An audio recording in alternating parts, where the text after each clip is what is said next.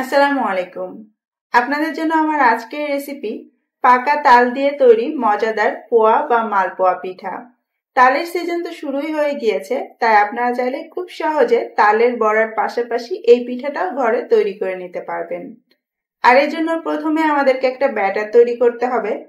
একটা গড়তলা বাটিতে আমি নিয়ে নিচ্ছি 1 কাপ পরিমাণ ময়দা। আমি সবকিছু মেজারমেন্ট কাপ দিয়ে মেপে নিচ্ছি। আমি এখানে ময়দার পরিমাণটা একটু বেশি ব্যবহার করছি। আর এই 1 কাপ ময়দার সাথে আমি নিয়ে নিচ্ছি 1/2 কাপ পরিমাণ চালের গুঁড়ো। তবে আপনারা চাইলে কিন্তু উল্টিয়ে নিতে পারেন, অর্থাৎ 1 কাপ চালের গুঁড়োর সঙ্গে 1/2 কাপ ময়দাও ব্যবহার করতে পারেন। সামান্য একটু দিয়ে দিচ্ছি লবণ, এতে করে পিঠার টেস্টটা ভালো আসে। এখন এই সব শুকনো উপকরণ একসঙ্গে মিশিয়ে নিচ্ছি, যাতে ময়দা আর চালের গুঁড়োটা একসঙ্গে মিশে যায়। চালের গুঁড়ো দেওয়ার কারণ হচ্ছে এতে করে পিঠাটা ক্রিস্পি হয়, ফুলে ভালো, আর ময়দা দেওয়ার কারণে পিঠাটা ঠান্ডা হওয়ার পরও খুব ভালো নরম থাকে। এখন মিষ্টি করার জন্য আমি এর মধ্যে দিয়ে দিচ্ছি 1/2 কাপ পরিমাণ চিনি। আপনি চাইলে প্রয়োজন মতো গুঁড়ো ব্যবহার করতে পারেন। আর দিয়ে দিচ্ছি 1/2 কাপ তাল। তালের পানিটা ছেঁকে আমি শুধু ঘন অংশটা এখানে ব্যবহার করছি। আর লিকুইড হিসেবে আমি এখানে দিচ্ছি দুধ। প্রথমে আমি 1/2 কাপ দুধ দিলাম, বাকিটা আমি পরে দিব। কারণ আমরা যে চিনি দিয়েছি, এই চিনির ভেতর থেকেও কিন্তু পানিটা বের হবে। তাই প্রথমে শুধু 1/2 কাপ পানি দিয়ে এটাকে ভালো করে একটু ফেটে নিতে থাকবো, যতক্ষণ পর্যন্ত না চিনিটা গলে এর পানিটা ছাড়ছে।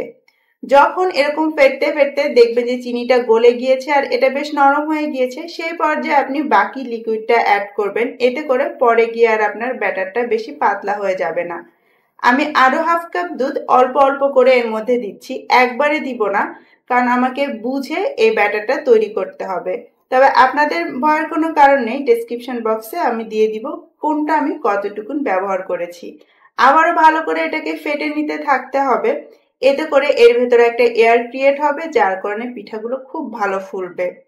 আর আমি এখানে টোটাল 1 কাপ দুধ দিয়েছি। এই যে আমি কনসিস্টেন্সিটা দেখিয়ে দিচ্ছি, দেখুন এটা কিন্তু ঘন, কিন্তু একেবারে বেশি ঘন না। ওপর থেকে ফেললে খুব স্মুথলি নিচে ব্যাটারটা পড়ে যাচ্ছে। আমাদের ব্যাটারটা রেডি হয়ে গিয়েছে। এখন এটাকে আমি জাস্ট 10 মিনিটের জন্য একটু ঢেকে রেখে দিব। এতে করে চালের গুঁড়োটা একটু নরম হবে আর পিঠাটাও বেশ সফট হবে। এখন ভেজে নেওয়ার পালা। এই পিঠাটা আমাদেরকে ডুবো তেলেই ভাজতে হবে। আর এজন্য একটা লোহার কড়াইতে আমি 1.5 কাপ তেল গরম করে নিয়েছি মিডিয়াম হাই হিটে। তারপর এর মধ্যে একটু করে পিঠার ব্যাটারটা দিয়ে দিলাম। আর অপেক্ষা করতে হবে এটা ফুলে ওঠা পর্যন্ত। যখন এগুলো আস্তে আস্তে তেলের উপরে ভেসে উঠবে, তখন চারপাশ থেকে হালকা করে চেপে চেপে একটু তেলের মধ্যে দাবিয়ে দিতে হবে। এতে করে পিঠাগুলো ভালো মতো ফুলতে পারবে। তেলের উপর ভেসে ওঠার পরে এইভাবে একটু খুবই আলতো করে চাপ দিলে পিঠাটা ফুলতে সাহায্য হয় আর তাড়াতাড়ি ফুলে। অনেক সময় এটা না করলে পিঠাটা ঠিক মতো ফুলেও না। প্রথম দু একটা পিঠা একটু কম ফুলতে পারে বা নাও ফুলতে পারে, কিন্তু পরের গুলো দেখবেন খুব সুন্দরভাবে ফুলে যাবে। এক পাশটা একটু ভাজা হলে তারপরে এটাকে আমি উল্টে দিব। আর অপর পাশটাও সুন্দর সোনালী কালার হওয়া পর্যন্ত ভেজে নিতে হবে। আর বরাবরই আমি চুলার আঁচটাকে মিডিয়াম হাইতে রেখেছি।